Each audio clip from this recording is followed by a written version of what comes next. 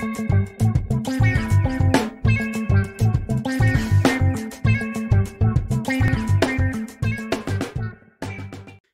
everybody, my name is Jamie and I am the Board Game Man. Today is Friday, July 10th, 2020.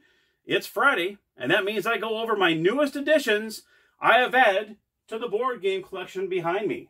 This week I added 6, so let's get right to it. The first one I got from eBay. It's from 1989. If you like stamp collecting or you just love stamps, this is the board game for you. It's called Stampin'.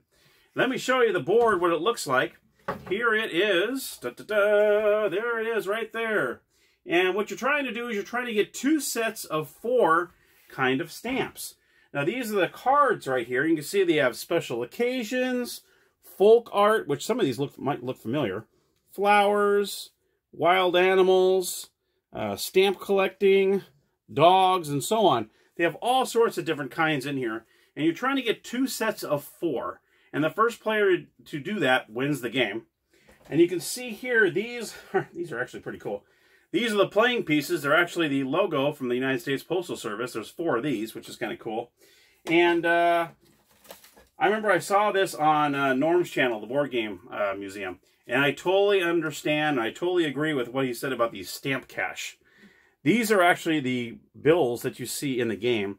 But the bills are 5 cents, 8 cents, 2 cents, and they made it out of cash money? Really? I think that, I think he said in his review is, they should have put coins in there, which I totally agree. Hell, use the coins from the allowance game. They have quarters, nickels, and dimes. That would have been cool to put in there instead of paper cash that say 5 cents on them. I don't know. But anyway, that is Stampin'. So that is the first of 6 that I got this week. The next 2 I literally just got, I believe, a couple days ago, and it adds to my Ticket to Ride series. Right now, before I bought these 2, I have 4 in my collection right now. You can see I had the original Ticket to Ride right here. I also have New York, London, and Europe, which I believe Europe is up here somewhere as well. Of course, then again, I might have moved it. I don't see it up here, but I know I have it. Here it is. Ticket to Ride Europe is right here. And then I have... oh, here it is. Ticket to Ride New York and London right here. So I have those 4. These are the 2 that I added from the same person. He had one of these for sale, and I didn't know he had the other one. He hit me up. He goes, hey, I have this other one. I'll give you a deal if you buy both. And so I did. Ticket to Ride Nordic Countries. So I picked up this one. And the third game of the week was Rails and Sails. This is the big one. This is the double-sided one, where it has Rails and Sails on one side. And what is on the other side? It says the Great Lakes. So that's pretty cool. So that's the double one. And he also added the expansion, which goes with this. And I believe it was the... Let me see if I can remember what these were called. I think it says right on there. These are the monsters and stuff that are supposed to come and get your trains and all that good stuff. It's the Dexter. These are the Dexter cards. Alvin and Dexter. So the Alvin and Dexter cards came with it too. He threw the expansion in there for me as well. So I thought that was pretty cool. So yeah, so that is the first 3 that I added this week. There we go. One I literally just got this morning, which I thought would be kind of cool and fun, is a Super Mario Brothers Power-Up card game. Yes. Got this for $5, and you can tell it's still sealed. Still hasn't even been opened yet. So at least I know it's complete. And this game here, you can see the cards in the back here. What you're trying to do is you play different rounds. Whoever has the most points at the end of each round goes on to the next round, and you lose one of these life. These are actually your life tokens. So I'll do a little review on this as soon as I learn how to play it. And I just got this one. Hey, $5, brand new. When I think it goes for about 15, 20 bucks, I believe, if you go online. So I just got this one this morning, the Super Mario Brothers Power-Up card game. That was the 4th one. The 5th one, I could not find this anywhere. These last 2 are the same purchase. I got both these at the same time. It's called Loot. And this one I could not find on Board Game Geek. And I think, after I opened it, and I looked at the board, I don't know if this was maybe a prototype for some kind of game, or maybe it's one of those, somebody made it. But it looks kind of cool, though. It still looks pretty cool. This is the the board looks like. So you can say, I mean, it's pretty thin. It's a pretty thin board. So you could tell it's not super professionally done. But I could not, I saw a different version of Loot, but it's not the same one on Board Game Geek. And so yeah, very interesting stuff here. It's the genteel game of burglary. So I guess what you do is you burglarize these different places, and you put money in the middle, and as soon as the money runs out in the middle, you count to see who has the most, and they win the game. And it looks like they have, in this game, this is what the inside looks like here. You've got the loot cards, and you've got, I'm trying to think what these cards are, because it's covered. Let me see, here is the info cards.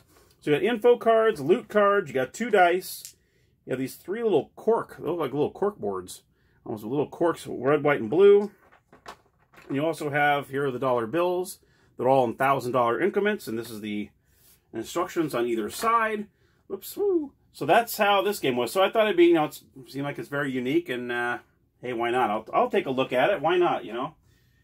You gotta love these obscure games, you know, that no one else has heard of. So I figured why not, because I saw it and it looked different. And the final game I got this week was Perception. And this is, let me see, what year was this from? I meant to look this up before I went online, and I didn't do it. I want to say it's from the 70s, I believe, but I could be wrong. I mean, look at it. I mean, it looks like 70s, doesn't it? Doesn't it scream 70s? And this is a very interesting game. I read up a little bit on this, and I'm kind of fascinated by it. It's very simple, very easy. This is what the board looks like. And what you do is these are the playing pieces that go onto the playing surface. Then you have these 3 pieces here. And what you're doing is it's a 2-player game. What you do is you take these 3 and you put one of them in your hand. And obviously the other player can't see what you have in your hand. And they're trying to guess which one you have in your hand. Now what you'll do is, I'll be doing a review on this. What you do is you put one of each on the board, like so.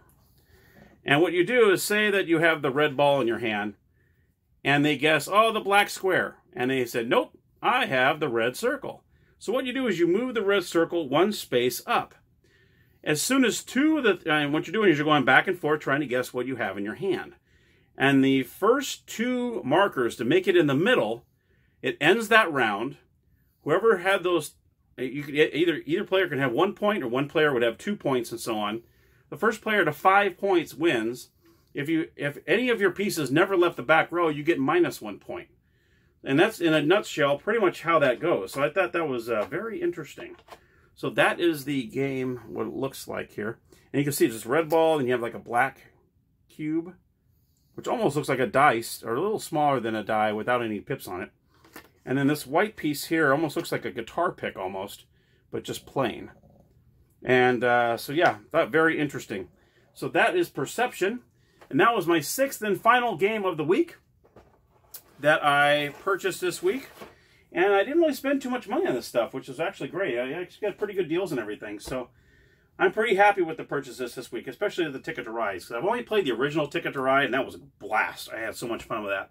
Haven't played the other ones yet. Now I got 2 other ones. So I got a lot of playing I got to do. But anyhow, thank you so much for tuning in this week. And episode 70 will be coming shortly. And until next time, thank you so much, everybody. Have a great weekend, and happy gaming.